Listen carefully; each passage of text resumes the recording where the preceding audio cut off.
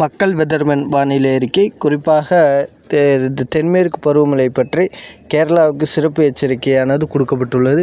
இதற்கு பிறகு தமிழ்நாட்டுக்கு எப்படிப்பட்ட மழைப்பொழிவு அமையப் போகிறது, வெயிலின் தாக்கம் எப்போது தான் குறையும் மற்றும் மீண்டும் மழைப்பொழிவு தமிழ்நாட்டிற்கு சமவெளி பகுதியில் மற்றும் பள்ளத்தாக்கு போன்ற பகுதியிலே எப்போது மழை தொடங்கும் மற்றும் கடலோர மாவட்டங்களுக்கு மழை இருக்குமா இருக்காதா, சென்னைக்கு எப்போ தான் சார் மழை என்பது அனைத்து கேள்விகளுக்கும் தற்போது விடையானது வழங்க உள்ளது என்பதையும் தெரிவித்துக்கொள்கிறேன்.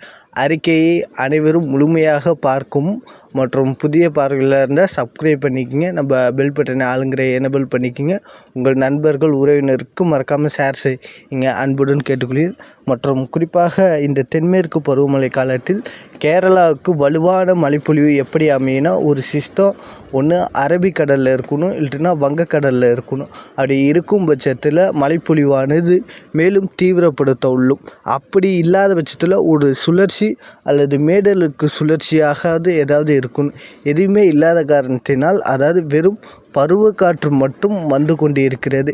இதன் காரணமாக தான் கேரளாவில் மழைப்பொழிவு தொடக்கத்தில் கொஞ்சம் சற்று தொய்வு ஏற்பட்டிருக்குது. இந்த தொய்வு இருந்துக்கிட்டு குறிப்பாக வரும் திங்கட்கிழமை 8ஆம் தேதி 8/6/2026 முதல் பருவமழையானது மீண்டும் தீவிரப்படுத்த உள்ளது என்பதையும் தெரிவித்துள்ளேன்.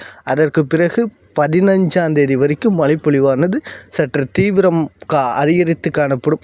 அந்த சொன்னோம்ல, அந்த இடுக்கி டேம் மற்றும் அதே போல் இருந்துட்டு பாலக்காடு பரப்பிக்குளம் அணை மற்றும் இடுக்கி மாவட்டத்தில் முல்லை பெரியார் அணை இதெல்லாம் இருந்துட்டு கணிசமாக தண்ணி உயர்ந்து நீர்நிலைகள் உயரக்கூடும். மற்றும் நீலகிரி மாவட்டம் மற்றும் அதே போல் இருந்துட்டு பில்லூர் அணை மற்றும் சிறுவாணி போன்ற அணைகள் நிரம்புவது எப்போது என்பதை முழுமையாக பார்ப்போம்.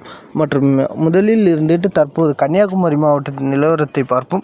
கன்னியாகுமரி மாவட்டம் பேச்சிப்பாறையில் 48 அடி அந்த அணை இருந்துட்டு தற்போது நீர்நிலை 25 அடி மட்டும்தான் தண்ணீர் இருக்கிறது. அது இருந்துட்டு அடுத்த ஒரு 8 நாட்களுக்குள் அணை நிரம்பிவிடும். அதற்கு அடுத்தபடியாக பார்த்திங்கன்னா பெருஞ்சாவணி அணை, குறிப்பாக அது 77 அடி அணையானது தற்போது தண்ணி இருந்துட்டு 35 அடியாக உள்ளது என்பதையும் தெரிவித்துக்கொள்கிறேன். மற்றும் இதற்கு அடுத்தபடியாக மாம்பழத்துறையாறு குறிப்பாக 54 அடி தற்போது 17 அடியாக உள்ளது. மற்றும் பொய்கையாறு 42 அடி அணையானது தற்போது தண்ணீர் இருக்கும் அளவு 15 அடி மட்டுமே இருக்கிறது. இது அடுத்த 3 முதல் 4 நாட்களில் அவர்களுக்கு, அதாவது குறிப்பாக கன்னியாகுமரி மாவட்டத்தில் கனமழை முதல் மிக கனமழை, இந்த பேச்சிப்பாறை அணைக்கட்டு பகுதிகள் மற்றும் அதற்கு அடுத்தபடியாக பெருஞ்சாவணி அணைக்கட்டு பகுதியெல்லாம் கனமழை, அதீத கனமழை வரைக்கும் பதிவாகக்கூடும். இதன் காரணமாக அடுத்த ஒரு வாரத்திற்குள், அதாவது 13ஆம் தேதிக்குள் அணைகள் நிரம்பிவிடும் என எதிர்பார்க்கப்படுகிறது. குறிப்பாக குற்றாலம், இது மெயினருவி, பழையருவி, ஐந்தருவி, புலியருவி போன்ற அனைத்து அருவிகளும் வரும் நாட்களில் வெள்ளப்பெருக்கு ஏற்படக்கூடும் என்பதையும் தெரிவித்துக்கொள்ளேன்.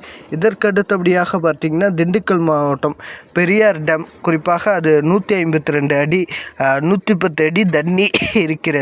மற்றும் வைகை அணை 71 அடி தற்போது 21 அடி தான் இருக்கிறது. சமூக நீதி அணை 52 அடி தான் இருக்கிறது. தற்போது இருக்கிறது 26 அடி மட்டும்.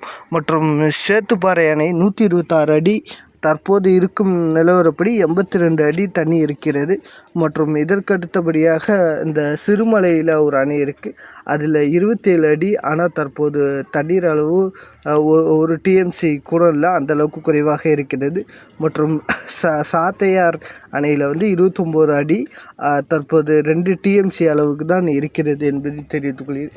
மற்றும் இது போன்ற திண்டுக்கல் மாவட்டத்தின் அணைகள், அதாவது அணையோட நிலவரங்கள் மற்றும் மழைநீர் இல்லாத காரணத்தினால் குறைந்த அளவு மழைப்பொழிவானது இருக்கும் காரணத்தினால் அணைகள் குறைந்த அளவு நீர் இருக்கிறது என்பதை தெரிவித்து, வரக்கூடிய நாட்களில் படிப்படியாக மேற்கு தொடர்ச்சி மாவட்டங்கள் குறிப்பாக திண்டுக்கல், தேனி, கோயமுத்தூர், நீலகிரி, கன்னியாகுமரி மற்றும் தென்காசி போன்ற மாவட்டங்களுக்கு அதீத கனமழைக்கு வாய்ப்புள்ளது.